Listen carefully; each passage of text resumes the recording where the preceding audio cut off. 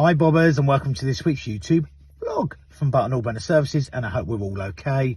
Thanks for everyone as always that subscribed. We've got an amazing amount. We seem to be getting more every week, which is fantastic. And very clearly the people that commented, as always, we really appreciate it, and thanks very much. Moving quickly on to this week's vlog, we're going to do a service video, and this time it's going to be a Wallstar. So lots of you probably service them, some of you know how to, some of you aren't quite sure because we've been asked. So we're going to show you. A bit shorter than our normal service videos because, again, we tried to do it last week when we was doing the other vlog and we were struggling a little bit with the weather. However, it's still come out okay, and basically, well, you'll get the gist of it. So let's crack on with it. This week's YouTube vlog. We have a Wallstar boiler. First things you need to do, I know it's outside, but still put your sheet down, because at the end of the day, we don't want dirt all over the floor. Do we, Isabel? No. No, we don't. So that's going to go down there. Sessions being second, don't be a mug. Use something to kneel on. This is to regulation here. This has got a terminal guard on, which is brilliant. I've just looked at the tank. The vlog's not about the tank, so obviously that has got issues, which we'll go through another day. Basic regulations on here. You've got your fire valve there, which is good. Okay, it should ideally have a filter as well, so it should be redirected the oil line, etc. But that'd be something that would advise the customer. So first things first, Wallstar, lift it off. Inside here, if you look here, Isabel, we have, that is your Sterling burner. Okay, then you've got your oil line. That's the plug where we connect it for safe isolation. Your combustion chambers at the back. So I'm just going to get my tools ready and I'll be back. I have turned the oil tank off, so I'm not going to show you that side of it this time round like I do on service videos normally. The reason I've turned the tank off is, one, stops the oil running back to the tank if the non-return valve doesn't work, but much more importantly is that the oil tank is higher in this case. On our weekly vlog we done a few weeks ago, we showed about the spanner, this particular spanner in the toolkit. Like I said, this spanner here you can then put on here like so, put your 19mm on the top, and it is as easy as squeeze and it undoes. I know I haven't got gloves on, I've run out, so I've got to get something from the office.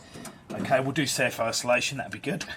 Pull the plug. Make sure there's no water in them, because they do tend to get water in them sometimes. This is with this undone.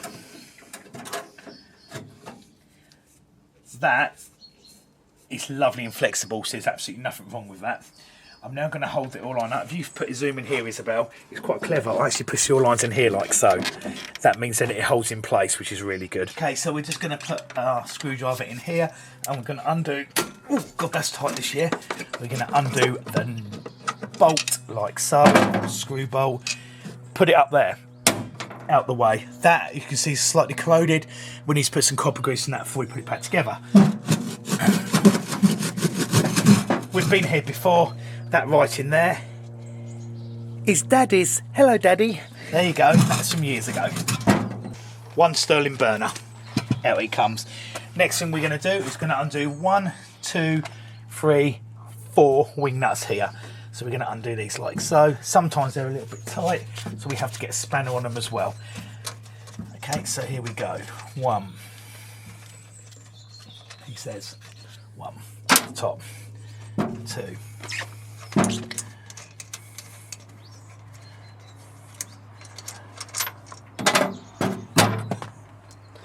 Dropping things today up top. Number 3. People forget to do this. They just put their hoover through the hole, and clearly that is a total waste of time. So let's get the last one undone. Now under here are also washers, but the washers can be quite hard to get off. So once I get this last one off like so, I recommend you get hold of this like so, wiggle. Once you've done that, the washers pop off. 3, 4. Okay, get hold of your hand, go underneath, pop back. Once it's laid on the floor, tip it back because of dirt and pull it out. And voila, you can see there's a bit of dirt there, Isabel. Okay, so if you look inside here, you'll now see that this is a bit ropey in here. It just needs a really good clean. But before I go any further, I put my screwdriver under there, spin that round, lift, pop this bit out the middle, put on the floor. There's 2 halves of plates here. People think they don't come out, they do. You knock the top one out, like so, and then you put your screwdriver underneath the one at the bottom. And then what you do is you get hold of it, you lift it, you turn, and then you get the half moon, you lift and you twist out. Like so, number one. And then the thing with this one,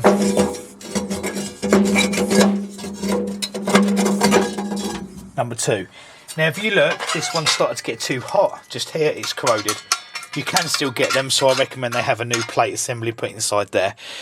Also on the vlog a few weeks back, this brush I said uniquely for Wallstars. Okay, if I show you spinning around here, Isabel, you can put your hand inside with this one. You can get up, you can wipe it here, here at the back, round and all the bottom. It's a good way to wire brush it out, as well as doing the outside there. Now this rope seal is looking in a bit of a grey area, but actually it's still very soft. I just think it's squashed, so that will be okay till next year. I'm not worried about that whatsoever because it's very soft.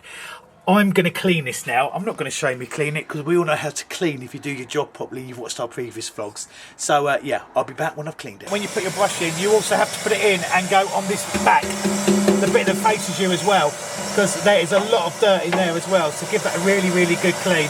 God, I wish I had gloves, but there we go. Over and out. I've done the inside, so when you get to this now, you have to be really careful. So you can use a brush or a wire brush, but this is, if I just make a mark, it's really soft look. This is in good condition, apart from just there. I'm not worried about that.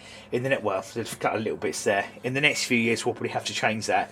You can buy them straight from HRM Wallstar, or you can make it yourself. But I'm just going to give that a very light rub look, like so, with a hoover. And I'm going to hoover that off, okay? And then I'll just do a light rub around there as well, and I'll give that a clean. When I've done that, down there it's not corroded through, it's just a bit of sulphur. I'm just going to take that off and hoover that. I'm not going to hit it too hard at the minute because I haven't got the hoover on, but I wanted you to hear me. When I've done that, these plates are going back in, that's going back on. I'll give it a good clean in there, and we're over to the burner. Okay, if you look here, Isabel, I've cleaned it, I've put the cover back in. When you do these up, first thing is make sure there's already copper grease on these, but make sure there's copper grease on them studs. It's really good. Do them opposite, don't murder them.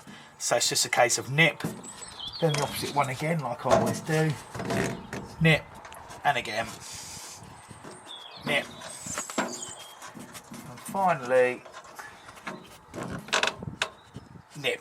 Okay, so what I'd normally do before I go any further is check the fire valve, but I've spoke to the customer and then we're actually going to come back and put a filter and a new fire valve in. Okay, so we're not going to do that because we'll be back within a couple of weeks. So normally I would say make sure you check your fire valve with your fire valve tester. So next thing I'm going to do is I'm just going to get a spanner here, a 19mm I believe, and we're going to put on here. We're just going to check that the flange nut, correction, 17mm. Here we go. We're just going to make sure, we just nip and make sure that that is done up, which it is. Yep. That is from previous years. We changed that a few years ago because that nearly corroded through there, but it's fine because basically there was a combustion leak between here and here, so it leaked by, but as I say, we changed it. Right, let's get onto the burner, Isabel, in the rain now. As you've seen, I might have done a Sterling burner before. Get your Allen key screwdriver, stick it in the back, undo that bolt. One bolt does all. Okay, that will need lubricating with copper grease, which we'll do later. Spin it on its back. You can see from there that the nozzle's quite dirty, so it definitely needs changing, even though I was going to do it anyway. Hit it, away we go. Okay, bit of oil, there we go. I'm not going to go into massive detail here because you've seen a bit of this before, and obviously we're essentially doing the service of a Wallstar. So what I'm going to do is I'm going to get this motor, I'm going to take the motor out, I'm going to clean the fan with a brush and a screwdriver like I've shown you before. The drive coupling, which is just there, Isabel, I will squeeze that, make sure that's not cracked, etc, etc. I will take the nozzle out, I will clean the nozzle, I will then clean I will replace the nozzle, I will clean the nozzle assembly, I will check the electrodes. When I've done that, I will come back to you. So the reason I said and explained that quite quickly is because obviously we've done stuff before and this is similar, and I always said we wouldn't repeat ourselves, but I'm just going to drop back very slightly. We're trying our best with the recording because it's actually pouring with rain and Isabel's holding the umbrella. Yes. Okay, so go back here, Isabel. Okay, so when I said about taking the fan out and cleaning it with your wire brush and doing the fan with your screwdriver to get the dirt out and checking that, just for people that aren't aware, to get the motor out, you literally just there is a screw just there, an Allen key screw, and an Allen key screw there, and you undo them two. There's your plug you can pop out, and then the motor comes out. Okay, that's how you get to it, all right? So I'm not doing it and racing through it so people don't understand that's how you do it. It's just that because it's raining and we've got so much on today, I'm having to just speed up very slightly. Something else you need to check on these when you've, so obviously I've done inside here, I've done that, I've cleaned that, I've changed the nozzle. As you can see, the electrode block is here, it's clean and it's all set up. They have to be level with the top of the nozzle on these, that's where they need to be. Turning it over, here's your transformer. What you need to do with the transformer is just here, you get a screwdriver, pop it under, flick it, and it releases. And then if we just pull it out, make sure it stays the correct way around, which is like so. And if we just flick it over here like so, and have a look on this back end, they bubble. This one hasn't bubbled, so this one's absolutely fine. I can't feel any bubbling, etc, etc, so I'm happy with that. So I'm just going to pop that back without bending the wires. There we go. Okay, and again, this has to go in the correct way. Put it in the 2 holes, turn it around like so, spin it, click, that's on. So that we know we're happy with. Next thing on, we've got the capacitor here, so we're just going to pop the back off the capacitor like so. Okay, and you can see your 2 terminals. You do need to disconnect them so you don't get any readings from anything else. 1, 2, and then we get our multimeter. Wait for it to fire up, and we're just going to change it to microfarads, which is there, NF on there, look. Okay, and we're going to put the meter on. We're expecting it to be about 3 on this because that's what they are. So any way round, it doesn't matter. Oh, point it on the meter, Isabel. 2.978, we'll take it. If it's less than about 2.2, I would change it, but that is fine, Isabel. So let's put them leads back on again. And I know we've done this early, but safe isolation, don't do this if it's live, because clearly you're going to get a heck of a belt. Okay, put that back on there. Line that piece of lead up with the little cutout there, push, click.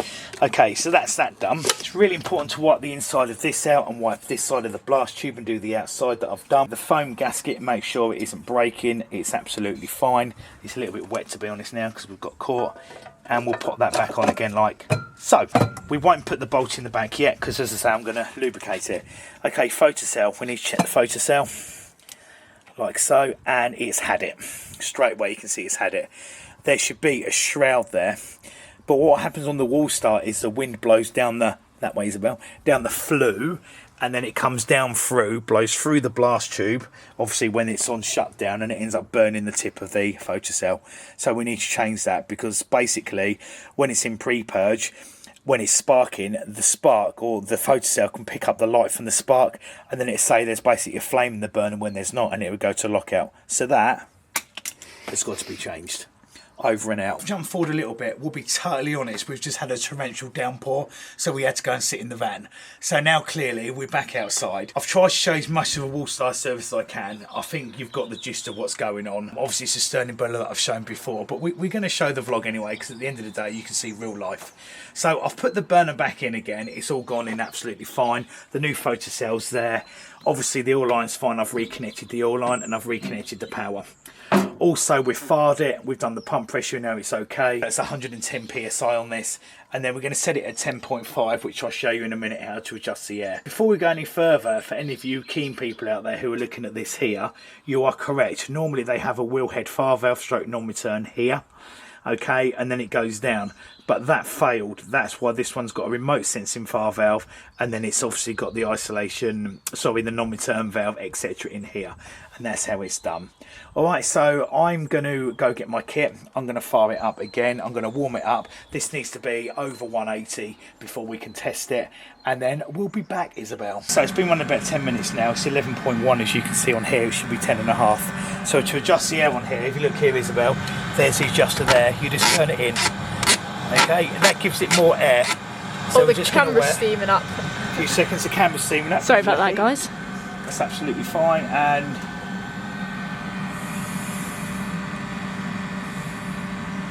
you'll see it's starting to go down now. Is the camera steaming up again? No, it's alright. No, good. My glasses have just steamed up. It's good, it's quite chilly out here now because it's just rained. So that's 10.8, and that is 211 degrees, so that's good. A little more. 10.5 to sort of 11 is absolutely fine. I set him about 10.5 to 10.7. So we're not far out there. That's just going to drop a tiny bit more because I'll give this a bit more of an adjustment. They are 10.6, 10.7, so that's where it's going to sit. I'm happy with that. That's absolutely fine. 10.6, so it's around about that point. That's fine.